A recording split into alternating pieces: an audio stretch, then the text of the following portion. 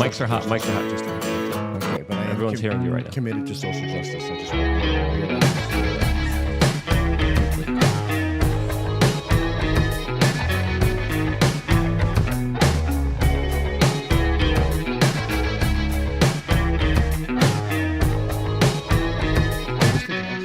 Atlas. She might bother you. But No. I love dogs. I'm a huge fan of dogs. 3, 2.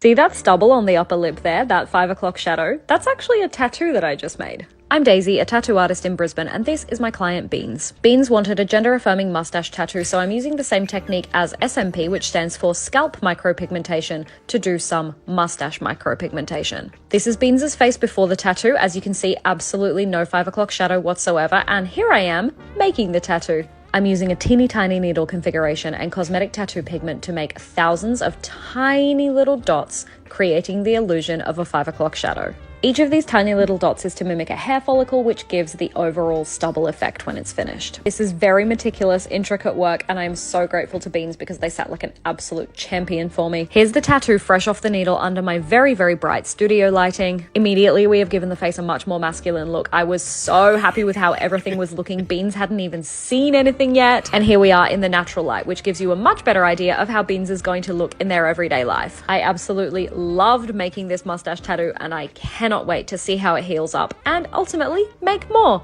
Wow. Gorgeous. And don't judge Beans. Clint made his girlfriend do that because he likes the stubble, and that's okay. Welcome back, beautiful and amazing human beings, here to the bestpoliticalshow.com, as we are going to be going live for the next 2 hours discussing all the latest and craziest news developing right now, as we have some very interesting stories about the new Biden secret weapon against Donald Trump. NPR is getting absolutely wrecked. There's a bunch of crazy stuff regarding Lunchables, as there's some new Tucker Carlson drama, as CERN scientists are warning us about aliens. We're going to be talking about that, plus a lot more, all for the next 2 hours. So please share this broadcast with your friends and family members, because the more people that see it, the more awesome and incredible guests we get here in studio. You guys get to also participate in the conversation by signing up to lukeunfiltered.com. And then when you do, you get the ability to, of course, call in to the show and ask us whatever question you want in about an hour and a half from now. You could show us whatever you want. You could ask us whatever you want. You get that privilege just by signing up to lukeunfiltered.com, as we are also giving out free tickets to the Mind Festival coming up soon, and we're organizing 2 nature hikes, one in Austin, Texas, and another one here in South Florida, just for members of lukeunfiltered.com. So if you haven't signed up yet, what are you waiting for? We're building culture, we're building communities. You could be a part of it just by clicking the link right now and signing up to lukeunfiltered.com. We, of course, will also be reading super chats, rumble rants, but we prefer you guys check out mysuperchat.com. The link is also down in the description below, and it only gives us a 3% service charge and allows your super chat to actually show up on screen. mysuperchat.com. Check it out, and we greatly appreciate all of you amazing human beings that make this broadcast possible. We wouldn't be able to be here if it wasn't for all the incredible people sharing it. And truly, this show has been awesome. It's been incredible. And we have really cool people in studio with us, like Peter Boghossian, who's joining us here today. For the people who might not know who you are, Peter, how would you introduce yourself? I am a philosopher, and I travel around asking people if what they believe, how strongly they believe it, and I do debates and fireside chats, and I write books, and I just love my life, man. I have a phenomenal life. Awesome. We also linked your YouTube channel down in the description so people could very easily find all the incredible work that you do. And thank you. That's a pretty awesome T-shirt you got there as well, I have to say. I love that. I love that. And actually, people, as you know, people defended that. I know. Harvard people, intelligent people, which is... Hopefully today we can talk about why I think the university should be burned to the ground. Absolutely. I can't agree with you more on that specific premise. I saw Peter, he's like, I really like your shirts. He's like, I was like, do you like this one? I literally took it off, gave it to him. Yeah, I'm wearing the shirt that was on your back, yes. quite literally. It might be a little stinky. I had a little workout day, so I apologize in advance. In related stinky news, For the record, for YouTube, we have Clint's new girlfriend. for the safety of YouTube, he means metaphorically we should burn all of the academic structures to the ground. Yeah. Clint Russell, host of Liberty Lockdown, co-host of the Best Political Show. I would highly recommend that you pick up your phone right this effing second and look up the Best Political Show as well as Liberty Lockdown and subscribe on your favorite podcatcher so that you never miss an episode. I also co-host Tower Gang. You should never watch that. I'm also running for Vice President of the United States in the Libertarian Party. Awesome. If you can believe that. We got Steph on the buttons. You might be ousted by RFK's people. We should talk about that later on because that's going to be a very interesting conversation, and you definitely have your ear on the ground I do. to what's going on there. As we were talking to Roger, and Roger's like, I might show up to the Libertarian Convention with you. And I'm like, that sounds pretty fun. Yeah. So look for those plans. You should have came out to dinner last night. It was really fascinating. I had a had show. work. I'm sorry. I do a lot of shows. Steph's on the buttons. Steph was there too. She enjoyed the nice dinner with Roger, right? We had It a lot was of so much off-the-record fun. conversations. Yeah, Roger's super awesome. Steph We Are Change. You can find me on Instagram at Steph We Are Change or on X at Steph WRC. All right, let's just get into it. Let's get into the first story today as the Daily Mail is reporting that the Biden administration just revealed their new secret weapon that will beat Donald Trump in 2024. And it goes along with this video from the most loved and cherished Vice President of the United States, Kamala Harris, that announced this to the national audience. Excited to launch Out for Biden-Harris. As the great Harvey Milk once said, rights are won only by those who make their voices heard. And because you made your voices heard, marriages are more secure, and Joe Biden is our president, a president who elevated LGBTQI plus leaders to every level of our administration, who fights for the safety and freedom and dignity of all people every single day. We believe LGBTQ plus rights are human rights. We will do what we have always done in this movement, in this community, which is collectively, we will continue to build unity. We will continue to build coalition. We will always be fueled by knowing we have so much more in common than what separates us. We will be fueled by knowing we are all in this together. What do you say?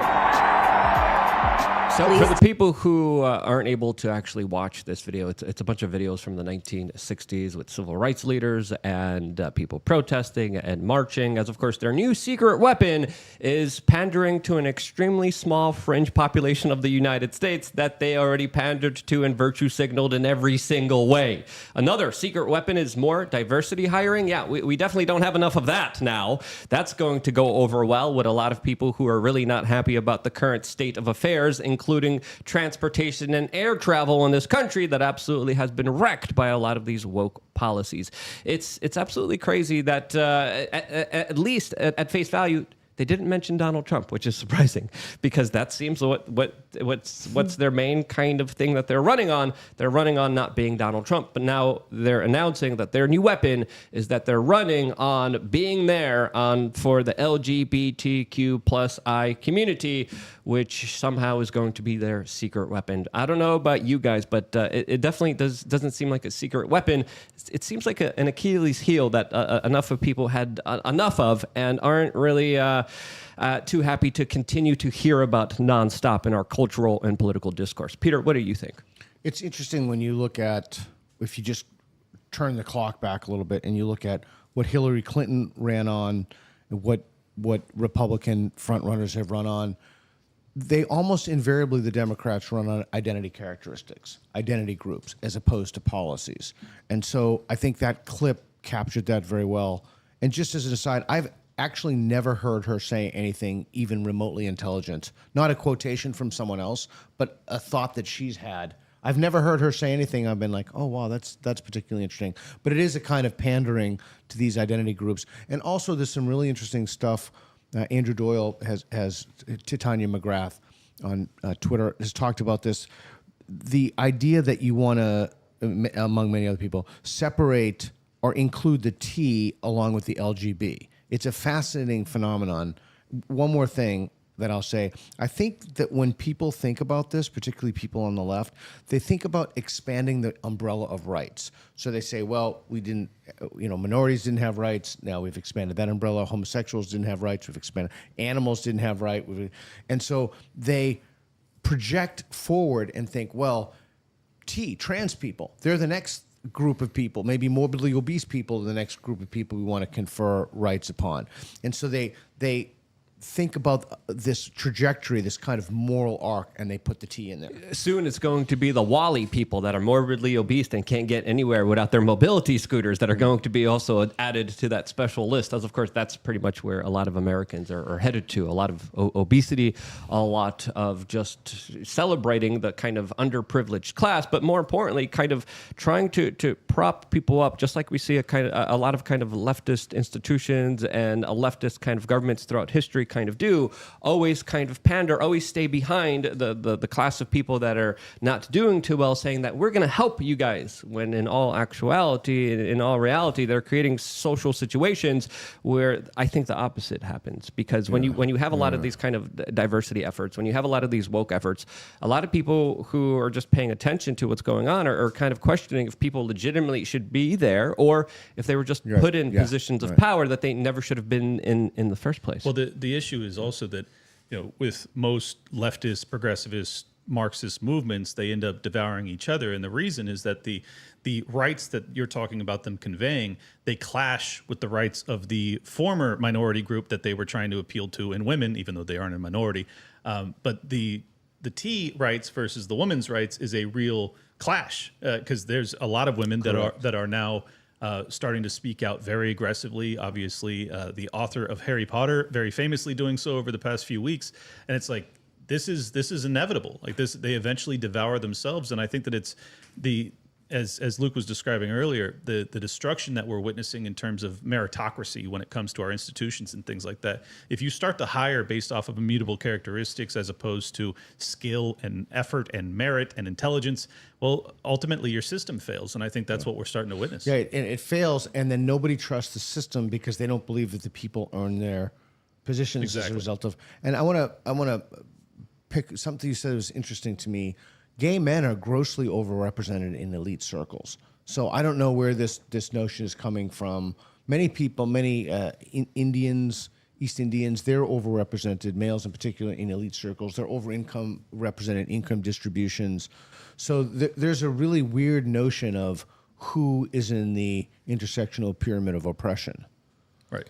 And a clash therein. And a lot of times it's not based on actual data, actual science. They're just saying this entire group of people bad, but these group of people good. And it's so basic. It's so pandering. It's so patronizing to everyone who's watching, who's paying attention, who's like, hey, can't we just have the right person for the job? Can we make sure someone's qualified? Can we make sure that someone is actually going to be there that could actually help people rather than just be this kind of symbol that you could stand behind and kind of pat yourself on the back for doing something great, when in reality you're hurting that person and you're hurting everyone else around them in their industry, in their field that they were forced into. You're compromising trust in the entire institution.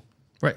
And because of the intersectional nature of this too, you have it so that now, like, straight black men, the black should be an intersectional aspect that gets them added protections, but because they're straight and they're men, now they're kind of the enemy class. So it's going to continue to, as it devolves into separating everybody on every single possible characteristic, it ultimately is going to be, I think it'll implode upon itself. I think we're already witnessing it, honestly. That's in Greek, you call it the Ouroboros, the snake that eats its own tail. Exactly. And so you see this over and over again. The movement just cannibalizes itself. I'm frankly so done with it. I'm just ready. I've been screaming about the same stuff for 10 years. I'm just ready for it to be done and over, and I just want them to cannibalize. Will it be done? Will there be a point where enough people say, okay, this is pretty crazy here, as medical institutions, airline pilots, and so many other kind of institutions that we rely on are being bastardized. They're being destroyed in front of our eyes. Is there going to be a point in time where there's going to be a kind of larger pushback against this woke nonsense? I think, Peter, you look into this more than I do, but some people would even say that the pushback has kind of already begun, and it's represented 100%. through this election. It's 100%. Go ahead. No, I was just going to say it started years ago. I think that it's at a tipping point. I think the question is, because they still control the institutions, as degraded as they are, do we go full struggle sessions? Does it escalate into overt tyranny from the federal level? I'm not sure that that's possible. I mean, I don't know if the people will allow it, but a lot of people are still afraid of speaking their mind and speaking out, and they can get canceled, they can get fired, they can get blacklisted. So I don't know. But it didn't work against Rogan. It didn't work against Tucker Carlson. It's not really working against Candace Owens. It's not working against a lot of these individuals that now have good institutions behind them, like Rumble, like Twitter, and a small faction of individuals who are saying, this is enough here. We don't need these prestigious institutions that have lost all credibility amongst the American people. You can now be independent. You can now raise your voice. You can now speak your voice in a way where you could still get a message out there and not be completely censored and destroyed. And that's why I think there's so much pressure being put on these institutions, because I think the ruling establishment believes that if they could just take down these institutions, they could have all the power and they could never be questioned again. But I think there is a larger kind of renaissance. There is a larger kind of spirit, a larger kind of energy, and we're getting into some of the kind of more woo-woo hippie stuff that I like to talk about sometimes. I do think a time has come where an idea cannot be stopped. And I think this idea against this woke nonsense is being recalled. I think we're seeing the kind of foundational major battles of it being fought, but can they still win? And what will it mean for us to have a victory? What will be that kind of larger turning point, that marker where we say we finally won? Yeah, that's a great question. So winning means there is no winning. They've won.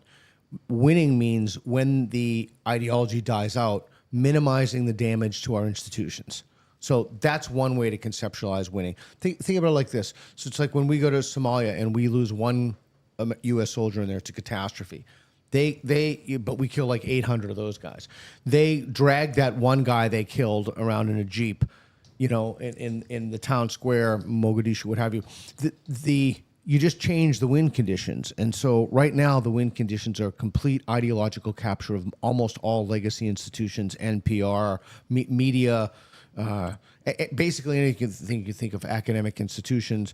So I started off by saying burn them to the ground. Clint corrected me metaphorically to the ground. Just don't go there. If someone has a college degree from an Ivy League, just don't hire them. Just don't even look at their application process. That's the way that we start pushing back. But the question is, what damage are they going to do to the institutions?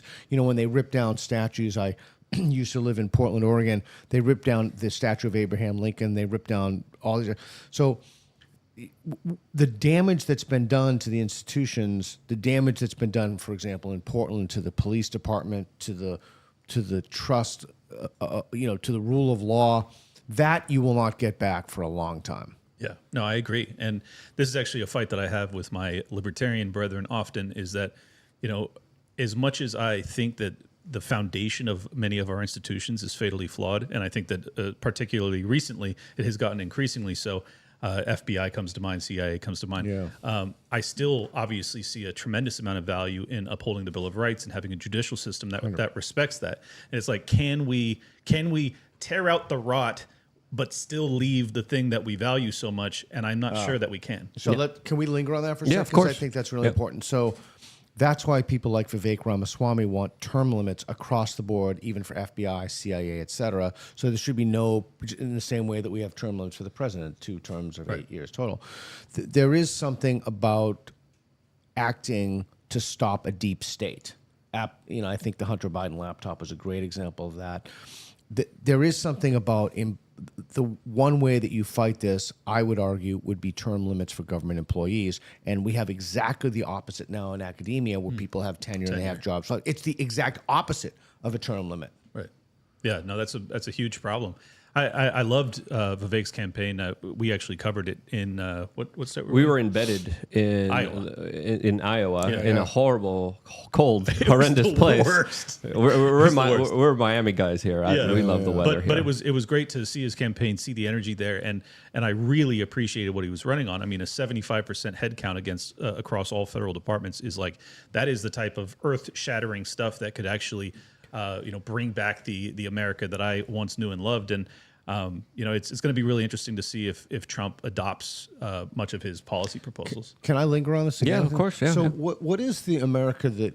Because I'm feeling particularly alienated from my country, to be blunt. What is the America that you once loved? I want to see if it's the same as mine. Sure. For me, it's a very, very small government. It's one that defends property rights. It defends civil liberties. It defends basically the Bill of Rights and the Constitution as non-interventionist as humanly possible. Do you believe it? Limited money printing. Can I ask you questions? Sure. Do you believe in U.S. military intervention in the case of a genocide? I do not. Wow. Okay. I'm a full non-interventionist. I do not trust the government. I do not trust the military-industrial complex to advise or propagandize the American people in that cause. And yes, this would apply to World War II as well. Yeah, the printing money thing is. I'm utterly flabbergasted at the deficits we're running. Balaji, he'd be a great guy for your show. He's been tweeting some. His response to these truly insane deficits is Bitcoin. It's another conversation, but that concerns me. Neil Ferguson told me, and I heard him say this on The Historian on a podcast, that we could deal with all these other problems, the fentanyl, the homelessness. Like we could deal with all this stuff, if not for these insane deficits we're running. A third of the taxes collected in 2023 went to pay the interest on the debt. That's just and no one gives a shit. Like, have you? Oh, can I swear? Yeah, we prefer not. This is the family-friendly portion. Okay. You could curse in an hour. Okay, no one gives a shoot. Yeah. Sorry about that. No, you're fine. You're fine. And so the question is, what do you do about that? Have you heard?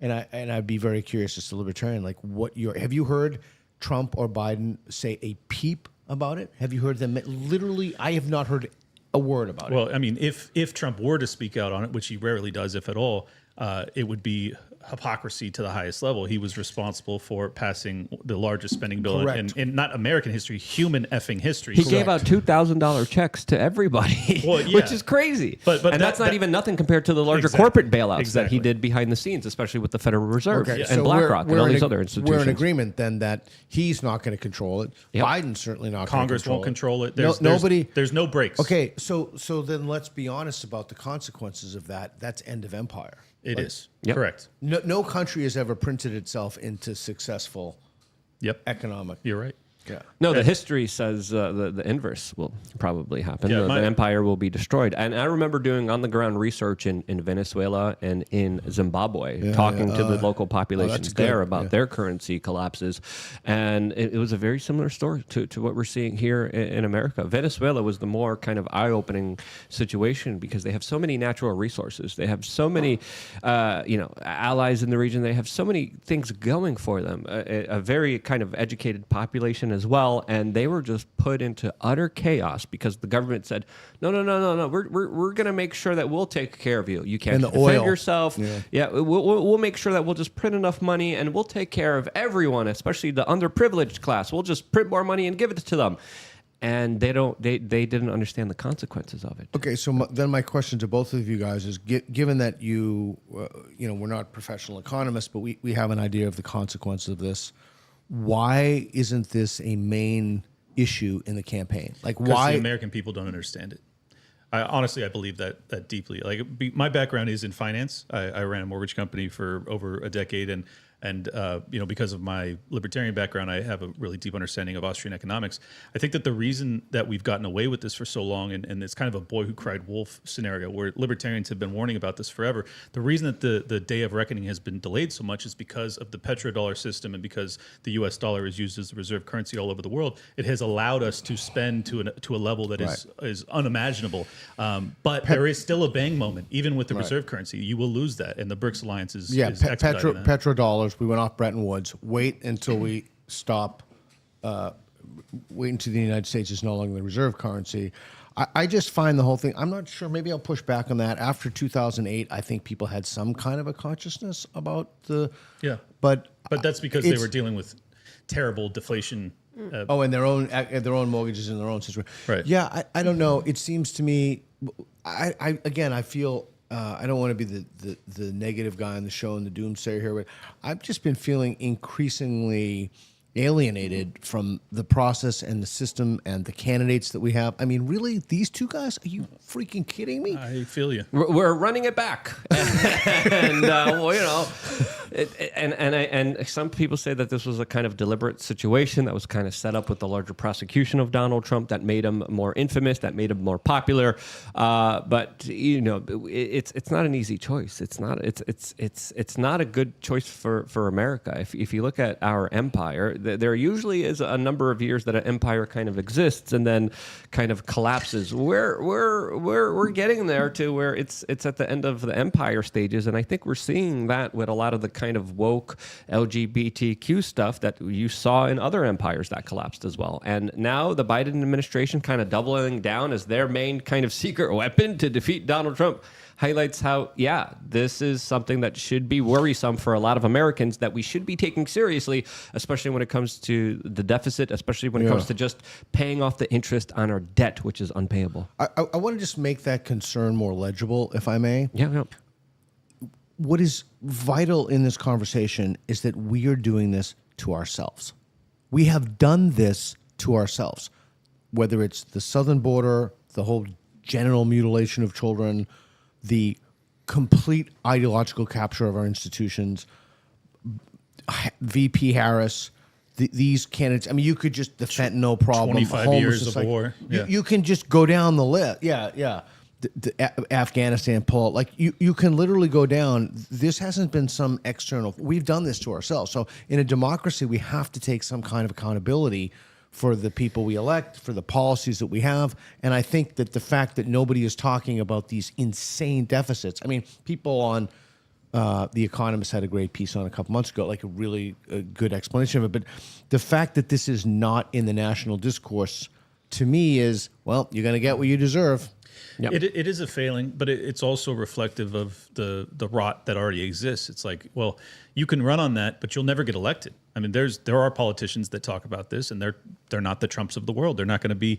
They don't have the charisma. Like Trump is projecting a very positive outlook. He wants you to believe that his presidency was all sunshine and rainbows, and that there was basically no mistakes made, and that if you just put him back in power, everything will be remedied. But to your point, it won't. No, it won't. No, of course not. But I mean, right. the real issue here is that we're talking about over $1 trillion annually in interest alone. Yeah. And that's with the Federal Reserve at rates where they're at now. Inflation came in hot today. They should be hiking rates more from here. Yeah, but now they're talking about reducing them, which will turn the inflationary spigot back on. 100%. It just went from 53 trillion to 54 trillion. It's nuts. I mean, and it's projected to go up 7 more. Yeah. But again, I'm going to push back on you. Sure. Like, it would seem to me to be incumbent upon us in a democracy that we have to demand that of our candidates. Well, I mean, if you want to see who the failing is, just look in the mirror. I agree, but it's like we're 3 people in here that are 4 that do understand this. And it just doesn't matter because it's majority take all. Yesterday, I had a T-shirt with Ron Paul on it that said, "If I told you so" was a person. Since he was warning us about this very specific thing, these foreign entanglements, the spending of money that we don't have, the printing of money that we don't have, allowing the Federal Reserve to do whatever they want with our monetary policy, it has created a situation that is not going to be good for us. And just so people understand, Ron Paul ran for president under the Libertarian Party in 1988, and he was talking about abolishing the FBI then. I mean, this is a guy with real foresight. In 2003, 2004, from the Congressional House floor, he was giving incredible speeches about how the real estate market was in a bubble and that it was ultimately going to pop and destroy our economy. Sure enough, 5 years later, he was prescient. He doesn't have a crystal ball. This is just Austrian economics understanding. There is no such thing as a free lunch, as Heinlein said in The Moon is a Harsh Mistress. Like it's an amazing book, and you cannot print yourself into prosperity. You cannot borrow yourself into prosperity. It doesn't work from a consumer level. It doesn't work from a federal government level. This is just obvious, logic, but unfortunately, people go to public school and they don't even know what I'm talking about. What is that book? Because I want to put it on my to-read list. Sure. The Moon is a Harsh Mistress by Robert Heinlein. Yeah, a lot of that stuff, when you read it over again, he was the guy who came up with Grok. Stranger in a Strange Land was his, I'm a sci-fi fanatic, was his book. Yeah. He's tremendous. So I think it's fair to say that we are pretty much reaching an end of an empire kind of situation. And it's not just woke stuff that usually becomes very prevalent and the over obsession about individual self and their kind of larger genders and larger kind of activities. But another signal of a declining empire is the state kind of grasping for power and influence. Yeah. And to still talk about the first story that we introduced to start this podcast, I literally thought that the Biden secret weapon was going to be sending all of their political opponents to gulags, because that's the situation that we're pretty close to being in. As today, Trump's CFO was just sentenced to 5 months in jail to Rikers Island for lying under oath about the size of the ex-president's penthouse and its square footage. We have a Florida woman that was just sentenced to a month in jail for selling the Hunter Biden diary of his daughter that has some very questionable things in there. Joe, not Hunter. Yeah, sorry.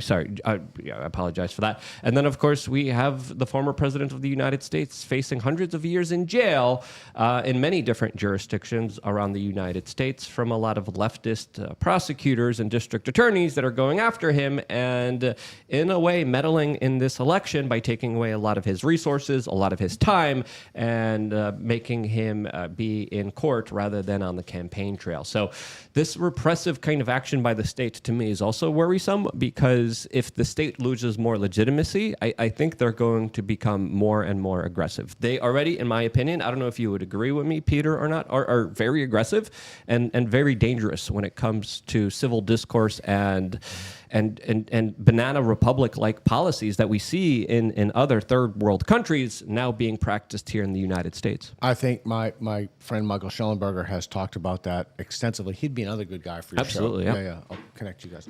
I think he would, he's done some incredible work exposing the corruption. That's another thing. That's another theme that unifies end of empire stuff. Yep. The corruption between the Twitter files, the corruption of Facebook, the collaboration to withhold or promote certain pieces of information, that is antithetical to freedom and democratic ideals. But can I rewind the tape on something you said just for a second? Yeah, of course. So I think it would behoove us to talk about, and maybe we'll have a substantive difference of opinion on this, why it matters that our empire is in decline. I just want to tell you why I think it matters, and please feel free to push back. So my grandparents came to this country to escape a genocide, the Armenian massacre.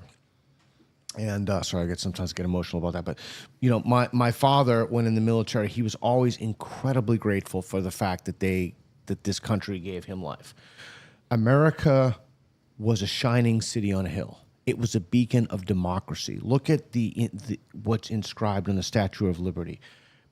Bring us your poor, bring us your tired, your huddled masses. Think about what America meant to the world as a beacon of hope and prosperity and freedom, and not just economic freedom, freedom of speech, freedom of assembly, freedom of the press. We had Miranda rights.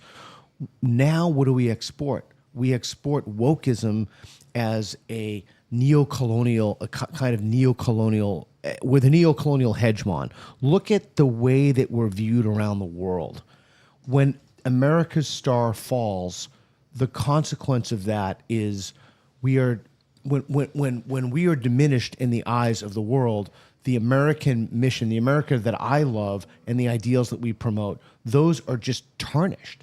Completely agree. Yeah, do you agree? Okay. 100%. No, okay. My family and myself fled from Poland, a place that when my family fled and left was communist. We didn't like communism. We didn't like central controllers. We didn't like the Soviets telling us how to live. We didn't like having to literally have to have pieces of paper and coupons in order to buy your food and monthly rations for whatever the government allowed you to have.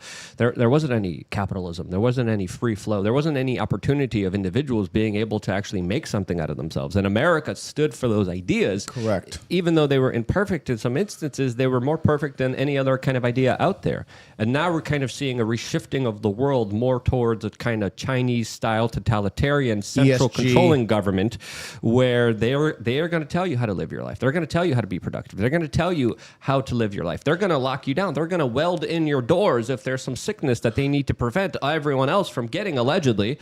And when we see a lot of Western elites like come over to China and do a lot of interesting interesting businesses with them, including individuals like Bill Gates that are working on a lot of new kind of technological advancements with China.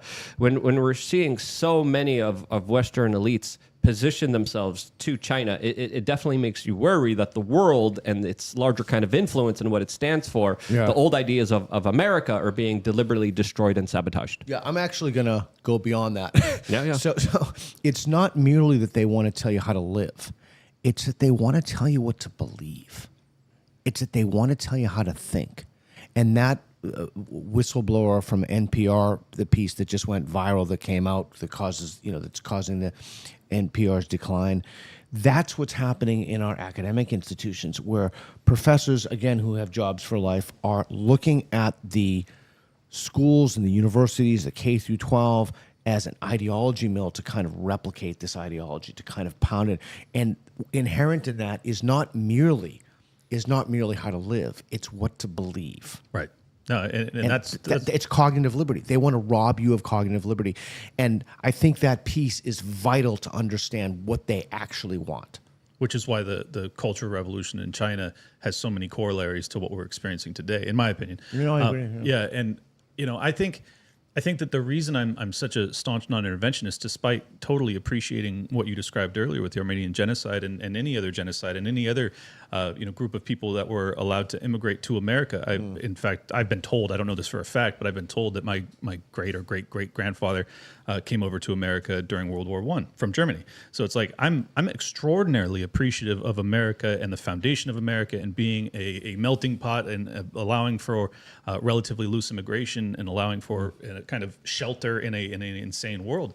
The issue is that when you give the federal government and the military-industrial complex kind of a blank check to go out and force our morality onto the rest of the world, what we find is we aren't actually doing that in the name of all of these good things that you and I believe in. We're doing it in the name of conquest or power accumulation or money accumulation. It's like, or a base or rank ideology. Yes, or neoconservatism. There's lots of negatives that come with it. And my belief is, and it's a strong one, is that we cannot maintain America as that shining city on a hill, one that sends out the beacon to the rest of the world that there is a better way to live.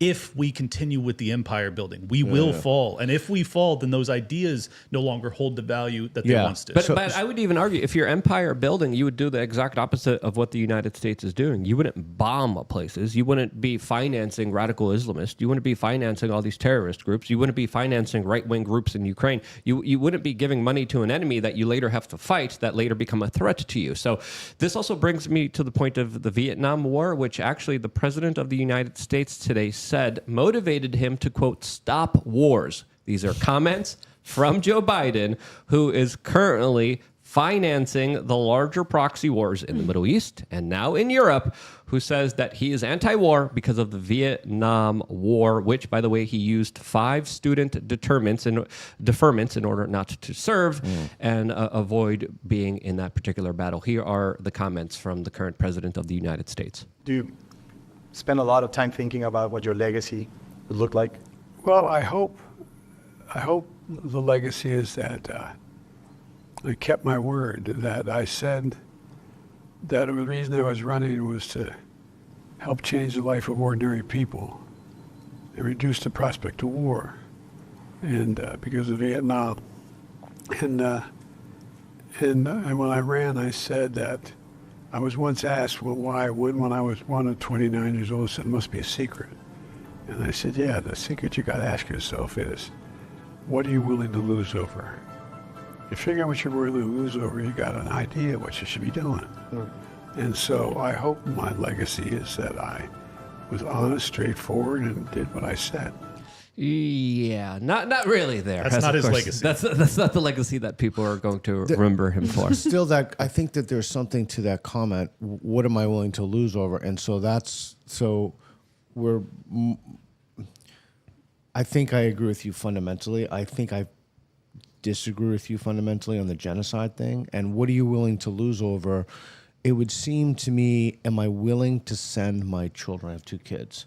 I mean, it's an old idea, but if you're not willing to send your kids, it's probably not only is it a terrible idea, but you're really kind of a bad person to send someone else's kids to. Right? Exactly. So would I be willing to send my kids to stop a genocide? But probably, but it would depend. It would depend. Yeah. See, my answer would be no. And it's not that it's lack of concern for the people that are suffering. It's just that I value my children more than I do other people. Strangers. I think in Bill Clinton's memoir, one of the he said one of the greatest regrets he had was that he didn't do more for the Rwandan genocide. And so there is something uniquely dastardly, something uniquely horrific about a genocide in which, no doubt, in which we need to kind of marshal.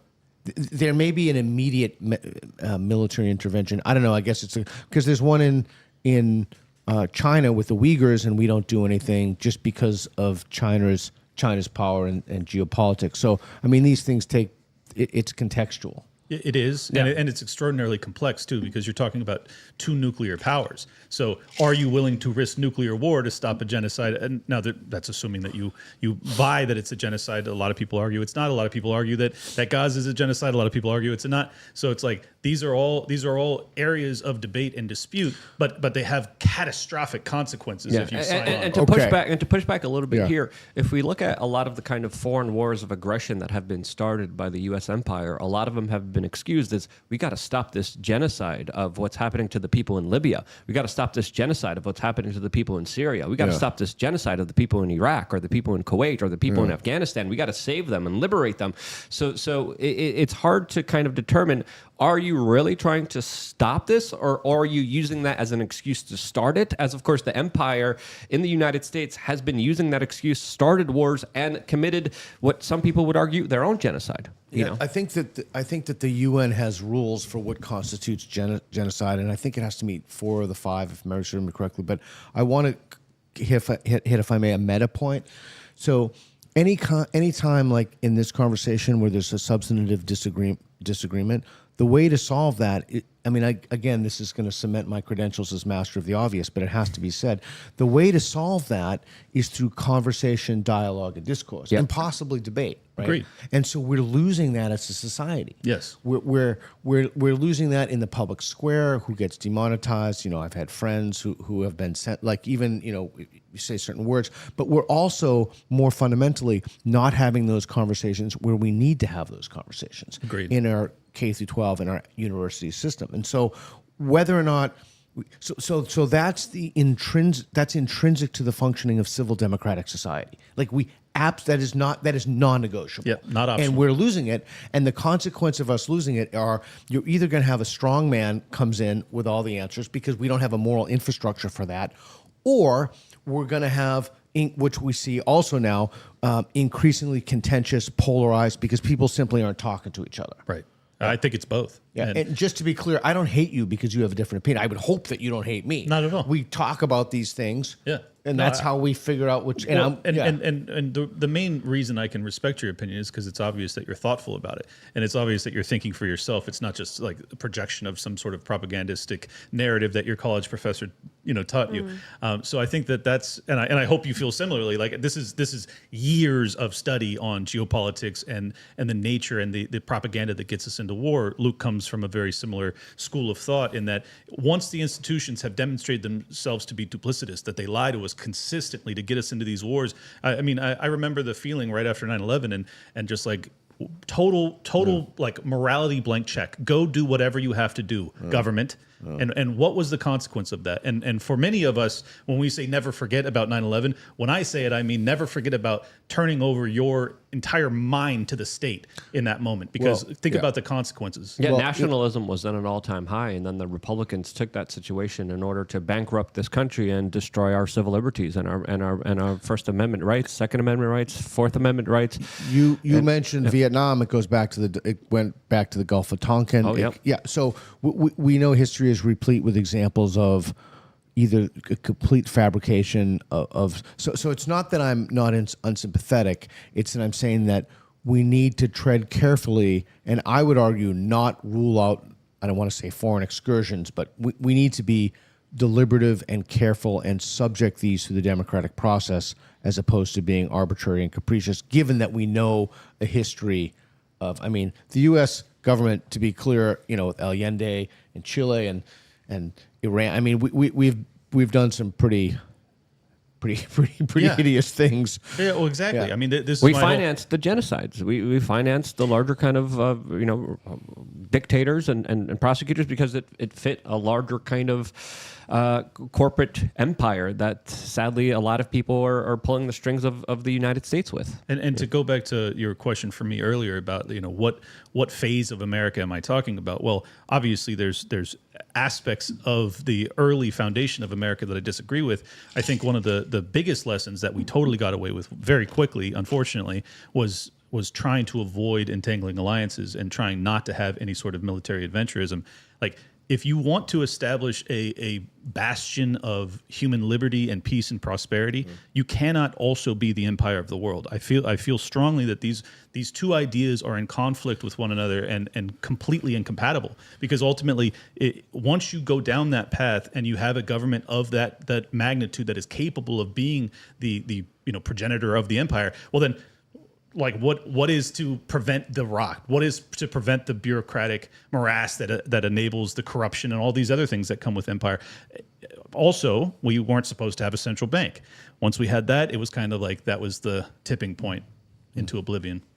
Absolutely. And a lot of communication is absolutely being wrecked and destroyed. A lot of understanding is being destroyed by a lot of corporate media institutions and also state partly funded institutions like NPR, as we have a very interesting graphic of their organic traffic going down, their desktop traffic going down, their mobile traffic going down. I thought this was a family show. This is like sexual content for me right now. Yes. As a lot of people are reporting that NPR is dying, and they rightfully so deserve to meet their end and their demise. I remember listening to NPR throughout the years. Many years ago, they actually did provide some very thought-provoking conversations. Yeah. They had a lot of things regarding science. They had a lot of things regarding culture. They had a lot of things that were really fascinating and interesting to listen to. And the more that I kind of listened to them, the more that Trump was in power, the more that our culture was kind of hijacked, the more kind of crazy nonsense they started spewing. As, of course, they were talking about such ridiculous niche topics, as we also have, according to the Free Press, an attempt by NPR that was trying to attract more Black and Hispanic listeners by running endless segments centering about Blacks and Hispanic voices. And it actually turns out that it was only actually white liberals that liked those stories and no one else. And again, NPR partly funded by your tax dollars. They're funded by a lot of private donors as well. They're dying. Peter, you publicized that you have a proposal for them. I do. That you would potentially take over NPR. What would you do if you would take over NPR, and why should they listen to you? I appreciate that. The first thing I would do is I would reduce my salary to $1. I'm definitely the oldest one in the room here, but Lee Iacocca did that with Chrysler. That's right. Took stock options and he turned the whole company around. I read about it in business school. My first order of business would be to I would clean the Augean stables. I'd clean the stables. I'd literally fire virtually everybody who's in there, which even me saying that automatically, not that I ever had any chance of getting anyway, but means that there's been really no chance. But I would increase ideological diversity. I'd give conservatives, libertarians, Greens. I'd absolutely give a communist a voice on that. I would orient the programming away from ideology and toward truth. I would orient the programming of NPR, and this would not be difficult to do. It would not be difficult to do because the problem now is ideological capture. So to get ideological capture, the antidote to that is just ideological diversity, intellectual diversity. Just two quick points of reference.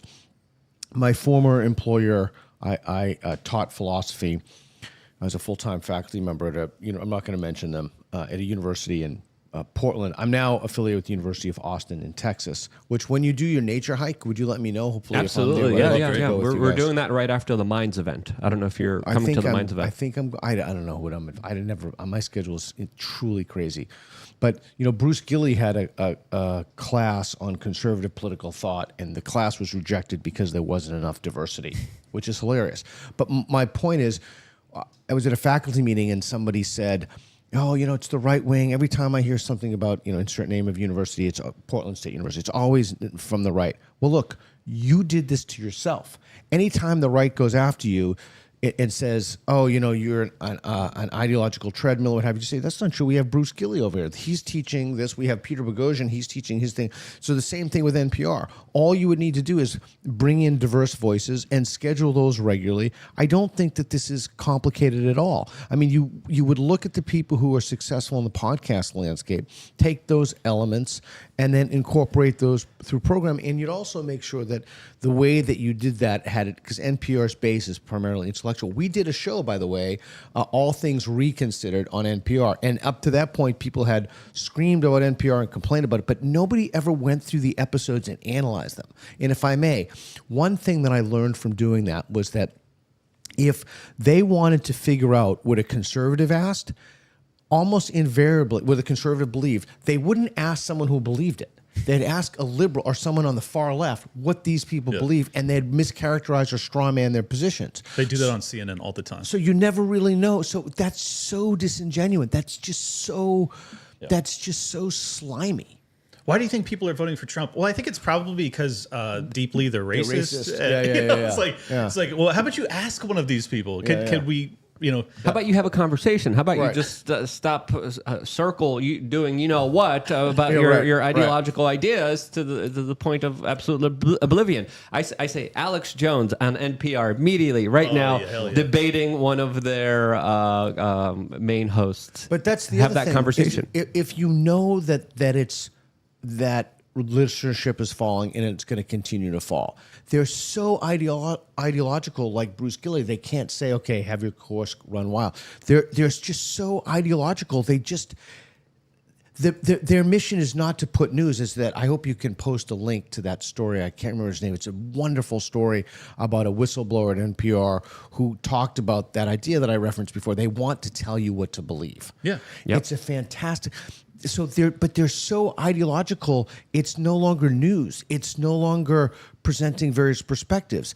It's telling people what to believe, getting them to believe. It's a propaganda mill, and that's not from some. And that, now I'll say that, and like everyone's like, "Oh, Boghossian, he's some right-wing maniac." I've never voted for a Republican in my life. It's simply untrue. You can be against ideological capture and not be the opposite of whatever the ideological position is. Right. You can just be. You might actually have some things that you agree with. Yeah, a truth-centered, independent, and you want to just figure out what's true. Yeah, it's the opposite of intellectual. It's literally people just being, do you agree? Yes, I agree. Trump's bad. Orange men bad. Yes, great. Absolutely. Let's delve into that a little bit more. He's really bad, right? Yes, he's really bad. That's NPR, and it's so unlistenable and it's so infuriating because you could have such an opportunity to reach people, to make them think, and you don't. It's essentially Pravda from the Soviet Union and nothing else. But they say it with a whisper, so it sounds so authoritative. They're like, welcome to NPR. So I'll do that. I'll take over $1. I don't think you need any experience in broadcast journalism. That's what I would do. I agree. My first day one, I would clean everybody out. I would make new programming. I'd bring thoughtful, smart people all over the political and ideological spectrum that analyze issues, that do investigative journalism and reporting.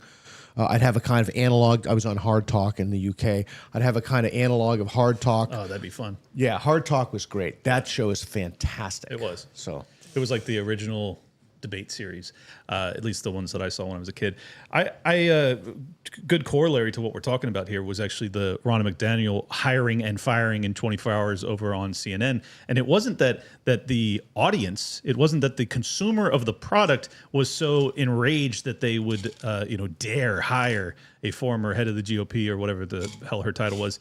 But instead, it was the other hosts. I mean, it's like the inmates are running the asylum or however they call it. Yeah. It's nuts. I think the mouthpieces of this regime are losing legitimacy, and they're losing it fast. We saw this ESPN reporter literally detail how she was given questions and told specifically, you better not deviate from them. You better only ask these questions. These are the questions we have for you, and you better ask them to Joe Biden, and you better do it with a smile. And she said, yeah, sure, she'll do it. But it doesn't just happen with the Biden administration. This was happening under the Bush administration. I remember Condoleezza Rice. I was covering her events in New York City. I was trying to confront her. I was trying to ask her some serious questions about the Iraq War and everything else she was involved in. And I was going from one event to another event, trying to get like a one-on-one conversation with her. And everywhere I went, they were asking her the same exact scripted questions. And then security prevented me from getting close to her. I went back home and I tuned into Jon Stewart. And Jon Stewart, back time during the Bush administration, was the guy fighting back against all these hardened, crazy Republicans. And he has Condoleezza Rice on, and he asks the same exact questions, the same scripted questions that they gave him and said, you're going to read and you're not going to deviate from, and he didn't. And he was another order follower. The corporate media, again, isn't media. It's not even news. It's not journalism. It's they want to tell you what to believe. Exact opposite of that. They don't want you to think. They don't want you to read. They don't want you to analyze anything for yourself. They don't want you using critical thinking. They want you to be a good little slave, obey, listen to what we tell you, and if you won't, we'll put you in jail. That's essentially the message that we're getting. Let me tell you how we can solve this problem. Anytime you or someone else has someone on their show, I'm particularly thinking in the context of NPR, every interview, or virtually every interview, should be centered around the question, okay, you have a strong opinion about this. What would it take to change your mind? Tell us. What would it take to change your mind? And you have that's the other thing with NPR. Every time they had a conservative on, it was some idiot. Yep. Like they found a true loser who could not articulate a position if his life depended on it. In fairness, Fox News did the same thing. They put Alan Combs up against Hannity back in the day. Oh, yeah, I remember that. Remember that? Yeah, Hannity they find like Combs, the most unattractive dude imaginable to represent the left. So you can basically just say, and it's not a phenomenon that's unique to the left or to NPR, but the problem is that NPR claims journalistic objectivity. Yes. They claim neutrality. That's the problem. Exactly. Fox is very open about their biases. They're a right-wing show, but you can orient those shows around disconfirmation. What would it take to change your mind? And then you have people say, is that a reasonable thing? I mean, this is not particularly difficult, but when you're caught in an ideological sinkhole, you don't want it because you think you have the truth, and it's not even your mission. Like, their mission isn't to educate or to help people think critically or to help them engage ideas. Their mission is to forward a narrative. That's their mission, right? And that's the problem with it. And that narrative, in many cases, is their identity. So to challenge it is to challenge them. 100%. That's why it's really good to watch that institution burn. Metaphorically.